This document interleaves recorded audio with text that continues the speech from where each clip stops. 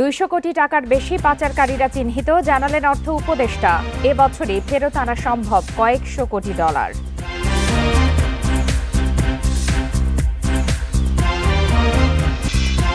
হাসিনা পরিবারের 124 ব্যাংক হিসাবে 635 কোটি টাকা অবরুদ্ধ। সুধা সদন ভবন ও 6টি ফ্ল্যাট জব্দ করেছে দুদক।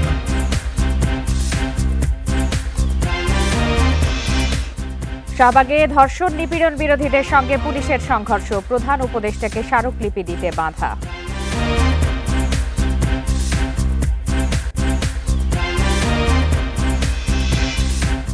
পাকিস্তানে বিদ্রোহীদের হাতে 400 যাত্রীসহ ট্রেন জিম্মি, নিরাপত্তা বাহিনীর সঙ্গে গোলাগুলি, হতাহতের শঙ্কা।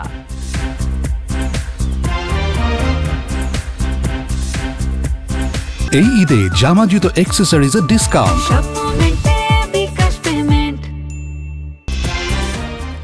বিরতিহীন রাত 9টায় বাংলাদেশে আপনাদের সবাইকে আমন্ত্রণ। সাথে আছি আমি ফারহানা লোপা। এতক্ষণ শিরোনাম জানাচ্ছিলাম, এবার জানাবো বিস্তারিত। বিগত সরকারের সময় পাচার হওয়া কয়েকশো কোটি ডলার এ বছরের মধ্যে ফিরিয়ে আনা সম্ভব। এছাড়া 200 কোটি টাকার বেশি যারা পাচার করেছেন তাদের চিহ্নিত করা হয়েছে বলেও জানান অর্থ উপদেষ্টা ডক্টর সালেহ উদ্দিন আহমেদ। মঙ্গলবার সচিবালয়ে সাংবাদিকদের এসব কথা বলেন তিনি। এ সময় প্রধান উপদেষ্টার বিশেষ সহকারী ডক্টর আনিসুজ্জামান চৌধুরী জানান, প্রধান উপদেষ্টার সুনামের কারণে অনেক দেশ পাচারের অর্থ ফেরত দিতে চায়। দেশের অর্থনীতির সার্বিক পরিস্থিতি খতিয়ে দেখতে শ্বেতপত্র প্রণয়ন কমিটি গঠন করে অন্তর্বর্তী সরকার। কমিটির তথ্য বলছে, 2009 থেকে গত বছরের 5 আগস্ট পর্যন্ত শেখ হাসিনার শাসনামলে 234 বিলিয়ন ডলার বাংলাদেশ থেকে বিদেশে পাচার হয়। এর মধ্যে 17 বিলিয়ন ডলার পাচার হয় ব্যাংকিং ব্যবস্থা থেকে। সরকারি ক্রয় সংক্রান্ত উপদেষ্টা কমিটির বৈঠক শেষে অর্থ উপদেষ্টা জানান, দেশ থেকে পাচার হওয়া কয়েকশো কোটি ডলার এবছরের মধ্যে ফিরিয়ে আনা সম্ভব। জানান, পাচারের অর্থ ফিরিয়ে আনতে বেশ কয়েকটি দেশের সাথে চুক্তিসহ বিভিন্ন প্রক্রিয়া ইতিমধ্যে শুরু হয়েছে। বিশাল অঙ্কের টাকা, সব অঙ্ক টাকা আনতে তাদের আইডেন্টিফাই বিভিন্ন দেশে আছে, হয়তো বড়দের 12 জন 11 জন দিয়েছে, তাদেরকে যদি না নিই আরও 200 কোটি টাকার বেশি অনেক আইডেন্টিফাই করা হয়েছে, সব মিলে হয়তো আমরা আনতে পারবো। এদিকে অর্থ মন্ত্রণালয়ের দায়িত্ব নেয়ার পর সাংবাদিকদের সাথে কথা বলেন প্রধান উপদেষ্টার বিশেষ সহকারী ডক্টর আনিসুজ্জামান চৌধুরী। জানান, বিদেশে পাচার হওয়া অর্থ ফিরিয়ে আনা সম্ভব। টাকা ফিরিয়ে দেওয়ার আগ্রহ জানিয়েছে বেশ কিছু দেশ। শ্রদ্ধেয় প্রধান উপদেষ্টা, ওনার সামনে ওনারা নিজেরাই অফার করছেন সহযোগিতার।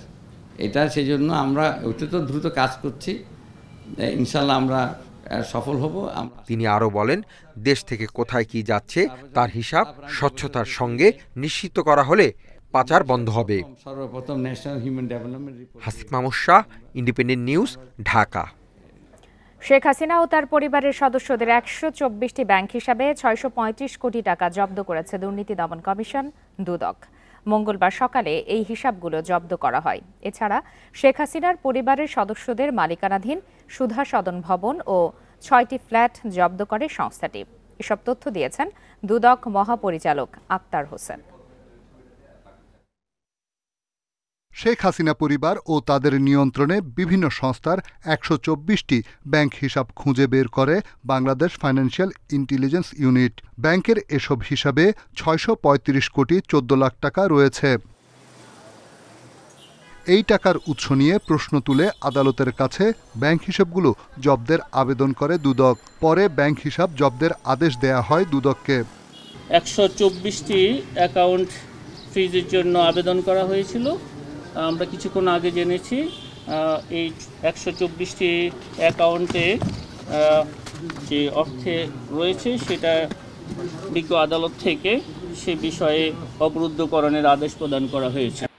এছাড়া আদালতের আদেশে সুধা সদনের পাশাপাশি শেখ রেহেনার সেগুনবাগিচায় একটি, টিউলিপের গুলশানে একটি, বনানীতে শেখ পরিবারের 4টি ফ্ল্যাট জব্দ করে দুদক। অর্জিত স্থাবর সম্পদ যাতে অন্যত্র স্থানান্তর, হস্তান্তর বা রূপা ব্যাহত না হতে পারে সেই জন্য বিজ্ঞ আদালতে আবেদন করা হয়েছিল। সে আবেদনও আমরা কিছুক্ষণ আগে জেনেছি, সেই আবেদন বিজ্ঞ আদালত কর্তৃক গৃহীত হয়েছে। এদিকে দুদকের আবেদনের প্রেক্ষিতে ভারতে পলাতক শেখ হাসিনা ও তার পরিবারের সদস্যদের বিদেশ গমনে নিষেধাজ্ঞার আদেশ দিয়েছেন আদালত। রিশাদ হুদা, ইন্ডিপেন্ডেন্ট নিউজ, ঢাকা। রাজধানীর হোটেল ইন্টারকন্টিনেন্টালের সামনে পুলিশ ও ধর্ষণ বিরোধী আন্দোলনকারীদের সংঘর্ষ হয়েছে। বেলা 3:30টার দিকে প্রধান উপদেষ্টার কাছে স্মারকলিপি দিতে গেলে আটকে দেয় পুলিশ, বাধে সংঘর্ষ। এক পর্যায়ে লাঠিচার্জ করে পুলিশ। এই সংঘর্ষে আহত হয়েছে বেশ কয়েকজন। কয়েকদিন ধরেই ধর্ষণ বিরোধী আন্দোলনে সোচ্চার শিক্ষার্থী সহ নানা শ্রেণী পেশার মানুষ। এর ধারাবাহিকতায় মঙ্গলবার প্রধান উপদেষ্টার বাসভবন অভিমুখে গণপদযাত্রা শুরু করে শিক্ষার্থীরা। পদযাত্রাটি শাহবাগ মোড় অতিক্রম করে ইন্টারকন্টিনেন্টাল হোটেলের পাশে গেলে পুলিশ তাদের বাধা দেয়। তৈরি হয় সংঘর্ষ। মিছিলকারীদের ছত্রভঙ্গ করতে লাঠিপেটা শুরু করে পুলিশ।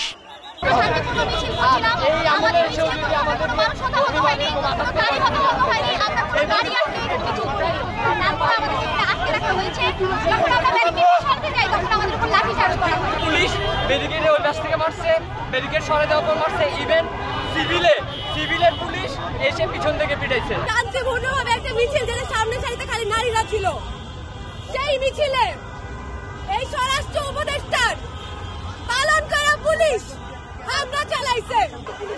তবে পুলিশের অভিযোগ, বিক্ষোভকারীরা হামলা চালিয়ে রমনা অঞ্চলের সহকারী পুলিশ কমিশনার সহ 5 জনকে আহত করেছে।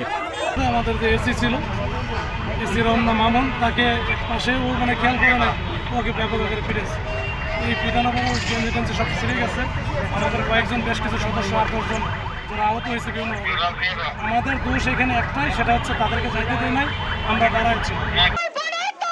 নারীর প্রতি সহিংসতা, ধর্ষণ ও নির্যাতনের বিচারের দাবিতে শাহবাগে অবস্থানে রাজধানীর 30টি কলেজের শিক্ষার্থীরা। ধর্ষকের সর্বোচ্চ শাস্তি সহ 9 দফা দাবি তাদের। আল আমিন হোসেন, ইন্ডিপেন্ডেন্ট নিউজ, ঢাকা। শিশু ধর্ষণের ঘটনায় জড়িতদের সর্বোচ্চ শাস্তির দাবি জানিয়েছেন ঢাকা বিশ্ববিদ্যালয়ের শিক্ষকরা। মঙ্গলবার সকালে সাদা দলের শিক্ষকরা অপরাজেয় বাংলার পাদদেশে আয়োজিত মানববন্ধন থেকে এই দাবি জানান। সম্প্রতি মাগুরায় ঘটে যাওয়া শিশু ধর্ষণের ঘটনার নিন্দা করে অভিযুক্তদের দৃষ্টান্তমূলক শাস্তির দাবি জানান শিক্ষকরা। একই সঙ্গে ঢাকা বিশ্ববিদ্যালয় ক্যাম্পাসে নারী হেনস্থারও প্রতিবাদ জানান তারা। এ সময় বিশ্ববিদ্যালয়কে নারী বান্ধব করে গড়ে তুলতে প্রয়োজনীয় পদক্ষেপ গ্রহণের আহ্বান জানিয়ে শিক্ষক নেতারা বলেন, ক্যাম্পাসের শিক্ষার্থী ও দেশজুড়ে কর্মরত নারীরা যেন নির্ভয়ে তাদের দৈনন্দিন কার্যক্রম চালিয়ে যেতে পারেন তা নিশ্চিত করতে হবে।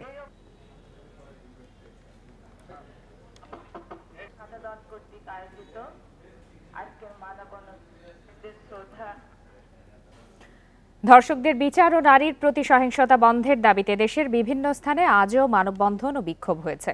সকালে রাজশাহী বিশ্ববিদ্যালয়ে ধর্ষণের প্রতীকী ফাঁসি ও দ্রোহের কবিতা পাঠ কর্মসূচি পালিত হয়। বিশ্ববিদ্যালয়ের সাধারণ শিক্ষার্থীরা প্যারিস রোডে ফাঁসির মঞ্চ তৈরি করেন। পরে দুপুর পর্যন্ত সেখানে চলে দ্রোহের কবিতা পাঠ। দেশব্যাপী ধর্ষণ বেড়ে যাওয়ার প্রতিবাদে ফরিদপুর প্রেস ক্লাবের সামনে মানববন্ধন কর্মসূচি পালন করেছে সাধারণ মানুষ। এ সময় বক্তারা ধর্ষণের সর্বোচ্চ শাস্তি, মৃত্যুদণ্ড কার্যকরের দাবি জানান। ধর্ষণ ও নারীর প্রতি সহিংসতা বন্ধে চট্টগ্রামের লালখান বাজারে মানববন্ধন করেছেন জাতীয়তাবাদী মহিলা দল। একই দাবিতে দোহার, গোপালগঞ্জ, গাইবান্ধা, মাগুরা, লক্ষ্মীপুর ও নোয়াখালীতে মানববন্ধন করেছে শিক্ষার্থী সহ সাধারণ মানুষ। সকল দর্শকদের বিচার চাই এবং সেই বিচারে তাৎক্ষণিক মৃত্যুদণ্ড। আমাদের সবাইকে একটি মৌলিক জায়গায়, নৈতিক জায়গায় আসতে হবে, একটা নৈতিক রাস্তা তৈরি করতে হবে এবং আমাদের সবাইকে ঐক্যবদ্ধ থাকতে হবে। আমি আজকে এই আসিয়া যারা ধর্ষণ করেছে তাদেরকে প্রকাশ্যে শাস্তির আওতায় আনতে হবে। ভোট, রাজনীতি, সংস্কার নিয়ে কথা বলার পাশাপাশি রাজনৈতিক দলগুলোর উচিত ক্ষমতায় গেলে কিভাবে জনগণের দুর্ভোগ কমানো যায় সে বিষয়ে প্রস্তাব তুলে ধরা। মঙ্গলবার সন্ধ্যায় এক ইফতার মাহফিলে লন্ডন থেকে ভার্চুয়ালি যোগ দিয়ে এসব কথা বলেন বিএনপির ভারপ্রাপ্ত চেয়ারম্যান তারেক রহমান। ইফতারের আগে সংক্ষিপ্ত বক্তব্যে আগামী দিনের রাষ্ট্র নির্মাণে সংস্কারের প্রয়োজনীয়তার কথা তুলে ধরেন তারেক রহমান। বলেন, সংস্কারের পাশাপাশি দলগুলোর উচিত আরও কিছু বিষয় নিয়ে তর্ক বিতর্ক করা। উল্লেখ করেন, দেশের মানুষ নিত্য প্রয়োজনীয় দ্রব্যের দাম নিয়ে এখনও ভোগান্তিতে আছে। আগামীতে ক্ষমতায় গেলে কিভাবে পণ্যের দাম কমানো হবে চিকিৎসা ব্যবস্থার উন্নয়ন করা হবে সে বিষয়ে প্রস্তাবনা তুলে ধরা উচিত সব দলের। দ্রব্যমূল্য নিয়ন্ত্রণ, কৃষি উৎপাদন বাড়ানো নিয়ে করণীয় ঠিক করতে না পারলে দেশের সব সম্ভাবনা শেষ হয়ে যাবে বলেও মন্তব্য করেন বিএনপির ভারপ্রাপ্ত চেয়ারম্যান।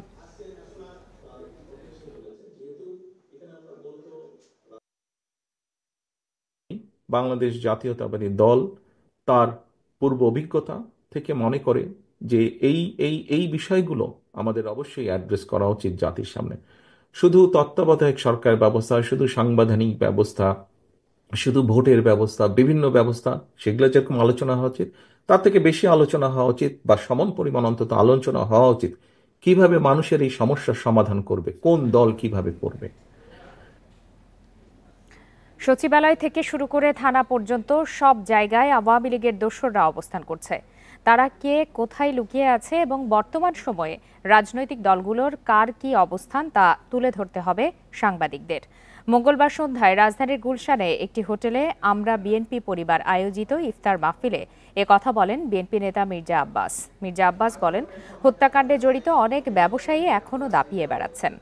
জুলাই অভ্যুত্থানের সময় ফ্যাসিস্ট সরকারের পক্ষে সমর্থন দেয়া ব্যবসায়ীরাও ধরাছোঁয়ার বাইরে। তিনি আরও বলেন, 17 বছরের উপার্জিত অবৈধ অর্থ তারা দেশ ধ্বংসের কাজে ব্যবহার করছে। তাদের নিয়ে সংবাদ হচ্ছে না বলে অভিযোগ করেন আব্বাস। এদিকে বিএনপি নেতা ডক্টর আব্দুল মঈন খান বলেন, জুলাই অভ্যুত্থানে ছাত্রদের সঙ্গে যেই জনতা শব্দটি ছিল সেটি ভুলে গেলে চলবে না। নতুন বাংলাদেশ গড়তে গিয়ে নতুন কোনো ভুল যেন না হয়, তাহলে সবাইকে ভুগতে হবে। তিনি আরও বলেন, বিএনপি মিথ্যা প্রচারণায় বিশ্বাস করে না। বিএনপি এবং মিডিয়া আমরা কিন্তু একাত্ম। আমরা মিডিয়ার স্বাধীনতায় বিশ্বাস করি। মিডিয়া যা বলবে, আমরা যদি ভুল করি সেটা সমালোচনা করবে, সেই সমালোচনার আপনার জবাব। পর্দার অন্তরালে অনেক কিছুই ঘটছে, আপনারা কিন্তু লিখছেন না। আপনারা লিখছেন না কোন ব্যবসায়ী হেলিকপ্টারে কে বেড়াতে যায়, কোন ব্যবসায়ী কাকে কত টাকা দেয়। আওয়ামী দোসররা আজকে অবস্থান নিয়েছে সচিবালয়, থানা পরিষদ, ইউনিয়ন পরিষদ, সমস্ত জায়গায় তারা অবস্থান নিয়েছে। সুতরাং আপনাদের উচিত হবে ওই সমস্ত খোঁজখবর সংগ্রহ করে দেশে এবং জাতিকে বাঁচানোর জন্য।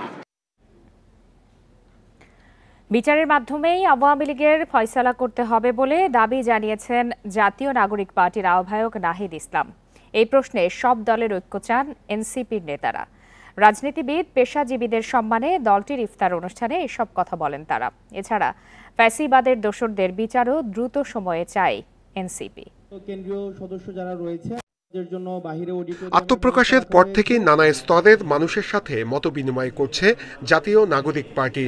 এর ধারাবাহিকতায় মঙ্গলবার রাজধানীর একটি হোটেলে ফ্যাসিবাদ বিরোধী রাজনীতিবিদ, পেশাজীবী, অ্যাক্টিভিস্ট, আলেম ও বিশিষ্টজনদের সম্মানে ইফতারের আয়োজন। সেখানে বিএনপি, জামায়াত সহ বিভিন্ন সংগঠনের নেতারা অংশ নেন। ইফতার পূর্ব অনুষ্ঠানে জাতীয় নাগরিক পার্টির মুখ্য সংগঠক হাসনাত আব্দুল্লাহ বলেন, আওয়ামী লীগকে রাজনীতিতে আর দেখতে চান না। সব দলকে এ বিষয়ে একমত হয়ে উদাহরণ তৈরি করতে হবে।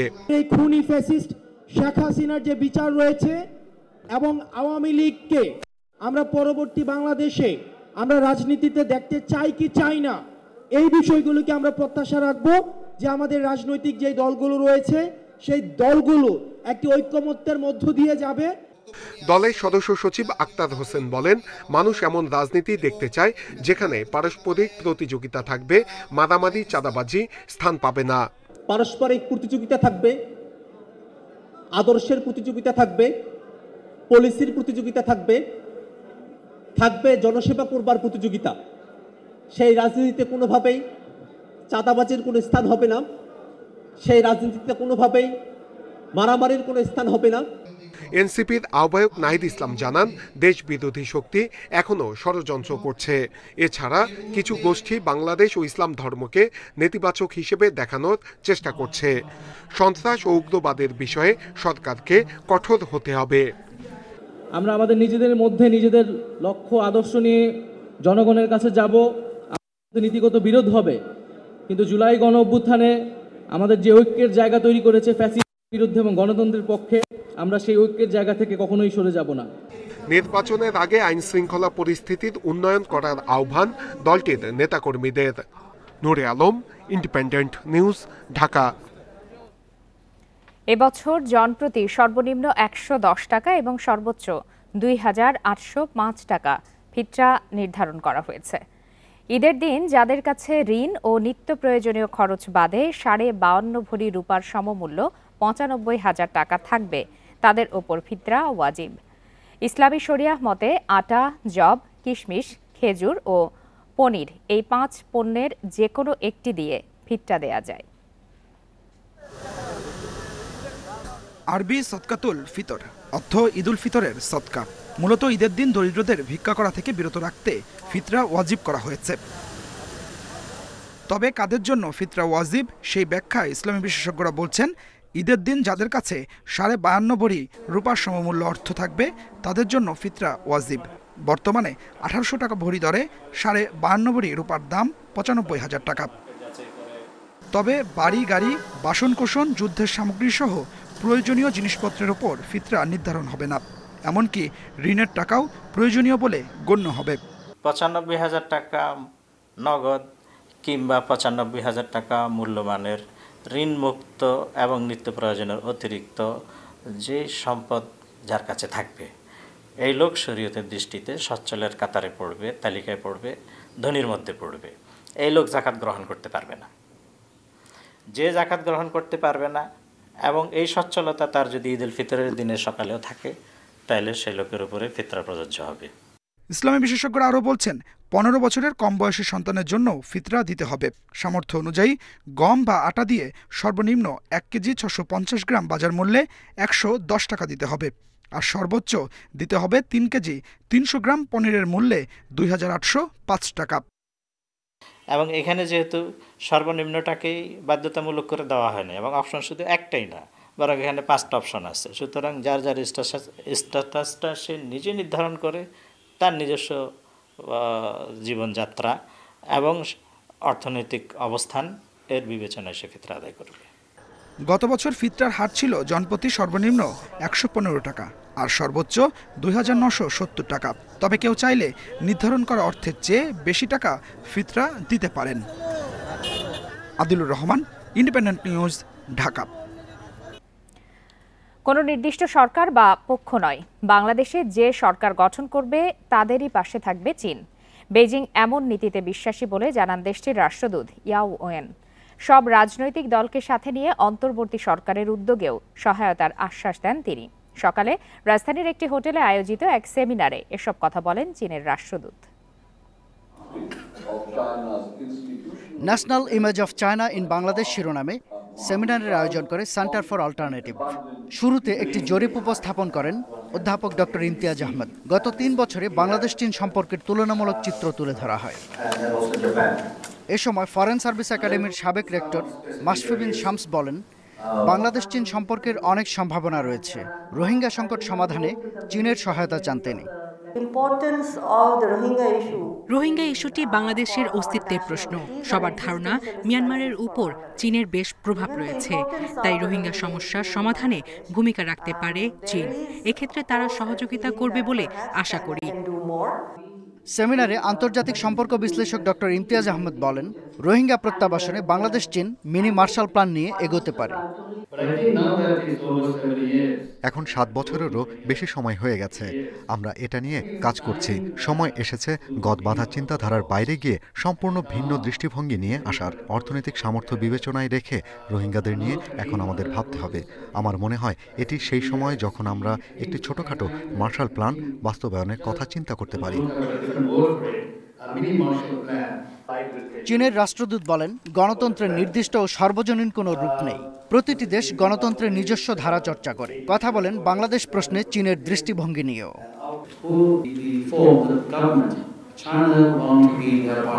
যে সরকার গঠন করবে চীন তার পার্টনার হবে। কোনো নির্দিষ্ট সরকার বা পার্টনারের সঙ্গে সম্পর্ক রাখা আমাদের নীতি নয়। আমরা মনে করি প্রধান রাজনৈতিক দলগুলোর সহযোগিতায় প্রধান উপদেষ্টা সব প্রতিবন্ধকতা ও চ্যালেঞ্জ মোকাবিলা করে একটি স্থিতিশীল ও সমৃদ্ধ নতুন বাংলাদেশ গঠনে সক্ষম হবেন। এক্ষেত্রে সহযোগিতা অব্যাহত থাকবে। আলোচকেরা বলেন, শুধু বিজ্ঞান প্রযুক্তি নয়, চীনের সভ্যতার আধুনিকতাকেও অনুধাবন করতে হবে। শাহাদাত স্বপন, ইন্ডিপেন্ডেন্ট নিউজ, ঢাকা। রাষ্ট্রপতিকে স্পিকারের শপথ পড়ানো কেন অসাংবিধানিক হবে না তা জানতে রুল জারি করেছে হাইকোর্ট। মঙ্গলবার বিচারপতি AKM আসাদুজ্জামানের নেতৃত্বাধীন দ্বৈত বেঞ্চ এই রুল জারি করে। আইন সচিব, মন্ত্রিপরিষদ সচিব সহ সংশ্লিষ্টদের এই রুলের জবাব দিতে বলা হয়েছে। রাষ্ট্রপতিকে স্পিকারের শপথ পাঠ করানোর বৈধতা চ্যালেঞ্জ করে সোমবার রিট দায়ের করেন গীতিকবি শহীদুল্লাহ ফরায়েজি। তার আইনজীবী ব্যারিস্টার ওমর ফারুক জানান, বাংলাদেশের প্রথম সংবিধানে রাষ্ট্রপতিকে প্রধান বিচারপতির শপথ পড়ানোর বিধান ছিল, কিন্তু সংবিধান সংশোধন করে স্পিকারের কাছে রাষ্ট্রপতির শপথ পড়ানোর বিধান যুক্ত করা হয়। দিনে মাতুয়াইলে পোড়ানো হয় আবর্জনা আর রাতে জ্বালানো হয় ব্যাটারি। দুই বর্জ্যে ধোঁয়ায় অতিষ্ঠ নগরবাসী। পরিবেশ গবেষকরা বলছেন, এই ধোঁয়া রাজধানীতে মাত্রাতিরিক্ত দূষণ সৃষ্টি করছে। নগরের প্রবেশ পথের দুই প্রান্তের ধোঁয়ায় বিষাক্ত হয়ে উঠছে রাজধানীর বাতাস। রাজধানীর দক্ষিণে মাতুয়াইল ডাম্পিং স্টেশনের বর্জ্য পড়ছে ৩ মাস ধরে। এর ধোঁয়া দক্ষিণ থেকে উত্তর ও পশ্চিম দিক হয়ে সরাসরি প্রবেশ করছে রাজধানীতে। এতে পুরো নগর ধোঁয়ায় আচ্ছন্ন হয়ে থাকছে। স্থানীয়রা বলছেন, শীত মৌসুম থেকে এই আগুন জ্বলে চলতে থাকে বর্ষার আগ পর্যন্ত। আবার রাত হলে পুরনো ব্যাটারির জ্বালানো ধোঁয়ায় ঢেকে যায় শেখদি, মানিকনগর, ড্যামরা, যাত্রাবাড়ি সহ আশপাশের ১৫ কিলোমিটার এলাকা। দক্ষিণ দিকের বাতাসটা যখন আসে তখনই আমাদের এলাকা ঢুকে। আমরা মানিকনগরের বাসিন্দা, তো সন্ধ্যার পর থেকে আমাদের ওখানে ধোঁয়াটা আসা শুরু হয়। ব্যাটারির ধোঁয়াটা আরও ভয়াবহ। এটা তো সাদা ধোঁয়া, ওইটা হলো কালো ধোঁয়া। ওই ধোঁয়াটার আপনি 10 গজ সামনেও যেতে পারবেন না। আমার ছেলে একটা ঘরে ওই শ্বাসকষ্টের রোগী, মানে এগুলি থেকে আরো মানে কি ঝামেলাটা আরো বেশি হইতেছে। তো মানুষের জীবনযাত্রা তো ব্যাহত হচ্ছেই। একই চিত্র উত্তরের আমিনবাজার ডাম্পিং স্টেশনে। সেখানেও আবর্জনা পোড়ানোর ধোঁয়া সরাসরি প্রবেশ করছে রাজধানীতে। পরিবেশ গবেষকেরা বলছেন, এই বর্জ্য পোড়ানোর ধোঁয়া তীব্র করছে রাজধানীর দূষণ। 15 থেকে 16 গুণ বেশি বায়ু দূষণ ঢাকা শহরের মানুষকে, জীবনকে দুর্বিষহ করে তুলছে। Black carbon, particulate matter, lead, nickel, mercury এগুলোর সম্মিলিত, অর্থাৎ পার্টিকুলেট ম্যাটার এবং গ্যাসিয়াস পলিউটেন্ট একাত্র হয়ে সমস্ত এলাকাটিকে এখন বসবাসের প্রায় অযোগ্য করে তৈরি করা হচ্ছে। মাতুয়াইল ডাম্পিং স্টেশন প্রায় 3.5 দশক আগে চালু হয়েছে। শত একরের জমির ওপর এই ডাম্পিং স্টেশনের ধারণ ক্ষমতা অনেক আগেই শেষ হয়েছে। তাই অতিরিক্ত আবর্জনা ব্যবস্থাপনায় হিমশিম খেতে হচ্ছে সিটি কর্পোরেশনকে। আমরা কিন্তু আগুন জ্বালাই না, গ্যারান্টেড। আপনি একটু ভিজিট করলেই বুঝতে পারবেন।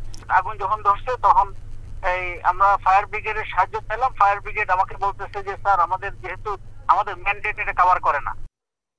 বছরের বেশিরভাগ সময় বিশ্বের বায়ু দূষণে শীর্ষ তালিকায় থাকে রাজধানী ঢাকা। পরিবেশ আইনের প্রয়োগ ও সচেতনতা সৃষ্টি করা না গেলে পরিস্থিতি আরও ভয়াবহ হবে বলে জানান গবেষকেরা। Shahriar Anirban, independent news, Dhaka.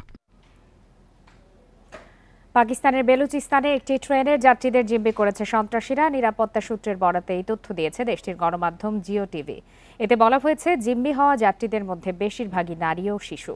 ঘটনাটি ঘটেছে বোলান অঞ্চলের পেরু কান্ড্রি এলাকায়। গণমাধ্যমটি বলছে, 4 শতাধিক যাত্রী নিয়ে জাফর এক্সপ্রেস ট্রেনটি বেলুচিস্তানের কোয়েটা থেকে খাইবার পাখতুনখাওয়া পেশোয়ারে যাচ্ছিল।